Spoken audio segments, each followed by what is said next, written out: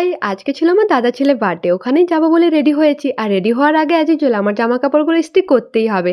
না হলে ওগুলো বাইরে পড়ে যাওয়ার যোগ্যই না। এত মোড়াচোড়া অবস্থায় থাকে। তারপরে চলে এসেছি চুল বাঁধতে।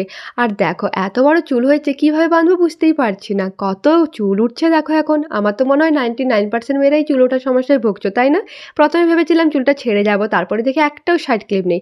তারপরে চুলটা এভাবে বেঁধেই নিলাম। আর হালকা করে লিপস্টিক পরবো বলে আমি লিপস্টিকটা হাতেই পরেছিলাম। আর হাতের অবস্থা কি করেছি দেখো। এখন মা বলছে আমাকেও লিপস্টিক পরিয়ে দে। আমার মার কিন্তু লিপস্টিক পরার খুব শখ। আর লিকুইড লিপস্টিক আগে পরেনি তো কেমন বলছে খসখস করছে। ব্ল্যাক না হোয়াইট কোন টিপটা পরবো বুঝতেই পারছি না। তারপরে ভাবলাম হোয়াইট টিপটাই পরে নিই। তো হোয়াইট টিপ পরে আমি একদম রেডি হয়ে গেছি। এবার আমাকে বলো কেমন লাগছে। আর লাল ড্রেসটা চুজ করেছি কারণ জন্মদিনটা মন্দিরেই পালন করা হচ্ছে। তাই ভাবলাম এই ড্রেসটা বেটার যায়। তারপরে আমরা বাঙালি দরজা জানলা ভালোভাবে তো লাগাতেই হবে।